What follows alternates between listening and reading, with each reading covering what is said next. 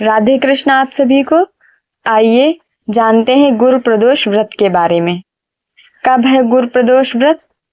पूजा का शुभ मुहूर्त क्या है? प्रदोष की पूजा कब की जाती है? त्रयोदशी तिथि कब प्रारंभ होगी और कब समाप्त होगी? ज्येष्ठ मास के कृष्ण पक्ष का पहला गुरु प्रदोष व्रत 14 मई 2026 गुरुवार को रखा जाएगा। शास्त्रों के नियम अनुसार प्रदोष व्रत उसी दिन रखा जाता है जिस दिन सूर्यास्त के समय त्रयोदशी तिथि उपस्थित हो। आइए जान लेते हैं त्रयोदशी तिथि कब प्रारंभ हो रही है और कब समाप्त हो रही है। तो पंचांग के अनुसार त्रयोदशी तिथि 14 मई 2026 को सुबह 11:20 से प्रारंभ हो रही है और 15 मई 2026 को सुबह 8:31 तक रहेगी। तो ये रही आपकी त्रयोदशी तिथि का प्रारंभ और समापन की जो है जानकारी। अब आगे हम जानेंगे कि पूजा विधि क्या है और कैसे पूजा करनी चाहिए। तो जो प्रदोष व्रत होता है, प्रदोष व्रत भगवान शिव को समर्पित है। भगवान शिव को समर्पित होने के कारण इस व्रत में या इस पूजा में भगवान शिव और माता पार्वती की संयुक्त रूप से पूजा की जाती है।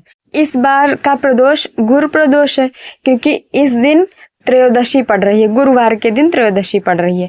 जब त्रयोदशी मंगलवार के दिन पड़ती है तो उसे भौम प्रदोष कहते हैं और जब त्रयोदशी सोमवार के दिन पड़ती है तो उसे सोम प्रदोष कहते हैं। तो इस बार जो है त्रयोदशी तिथि गुरुवार को पड़ रही है, इसलिए इसे गुरु प्रदोष कहते हैं। अब व्रत करने के क्या लाभ हैं? तो व्रत करने से ज्ञान, धन, संतान और सुख और वैवाहिक जीवन में मधुरता आती है और आपकी आध्यात्मिक शक्ति क्षेत्र में भी प्रगति होती है।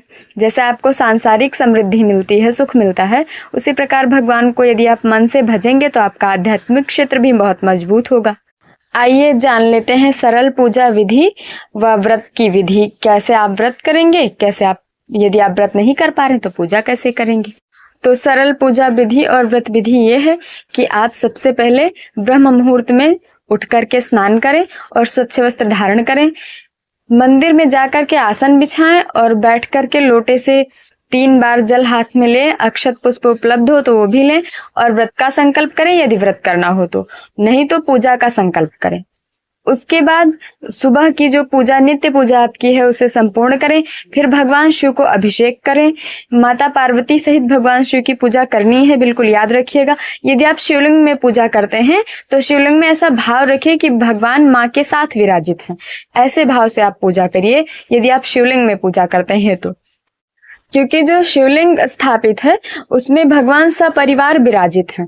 तो आप ऐसा ना सोचे कि शिवलिंग पे पूजा कर रहे हैं तो आप सिर्फ शिव की पूजा कर रहे हैं, उसमें भी आप शिव परिवार की पूजा कर रहे हैं। यदि आप फोटो में पूजा कर रहे हैं तो और बढ़िया बात है, मतलब कि आपके पास फोटो उपलब्ध है तो फोटो में पूजा करें, अन्यथा शिवलिंग तो सबसे बेस्ट है क्योंकि शिवलिंग में भगवान सपरिवार विराजित है तो उसमें माँ भी हैं। तो आप भगवान शिव को पंचामृत अभिषेक करें। पंचामृत अभिषेक करने के बाद आप भगवान को नैवेद्य अर्पित करें। नैवेद्य में यदि खीर हो तो अति उत्तम है, यदि कोई मिष्ठान हो तो मिष्ठान अर्पित करें, फल अर्पित करें भगवान को।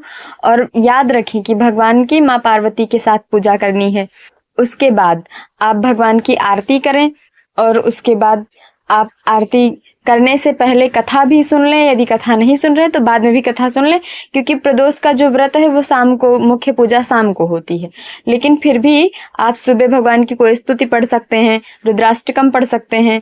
उसके बाद आप आरती करें और उसके बाद आपकी सुबह की पूजा संपन्न हुई और इसके बाद आप कथा श्रवण कर लें। यदि नहीं उपलब्ध है तो यूट्यूब पर कहीं सुन लें, नहीं तो अभी हम सुनाएंगे, इसमें ज़रूर सुन लीजिएगा, हम तो कथा कहेंगे ही।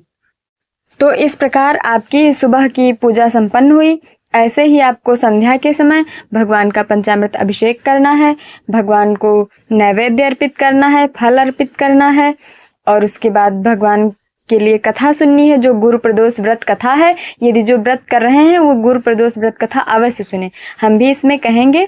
और यदि उनके पास पुस्तक है तो पुस्तक में पढ़ लें, सुन लें, लेकिन गुरु प्रदोष व्रत कथा जो व्रत कर रहे हैं वो अवश्य सुने। उसके बाद भगवान का रुद्राष्टकम पढ़ लें या शिव स्तुति पढ़ लें। उसके बाद ओम नमः शिवाय मंत्र का 108 बार जाप कर लें। मतलब एक माला नहीं जाप करना है, 108 मन की एक माला होती है तो 3 माला जाप करना है, ठीक है। और उसके बाद भगवान की आरती करें और इस प्रकार संध्या की पूजा संपन्न हो जाएगी प्रदोष की। अब हम आपको बता देते हैं कि प्रदोष काल का शुभ मुहूर्त क्या है पूजा का। तो गुरु प्रदोष की पूजा का शुभ मुहूर्त है, प्रदोष काल की पूजा का शुभ मुहूर्त है शाम 7:04 से रात 9:08 तक।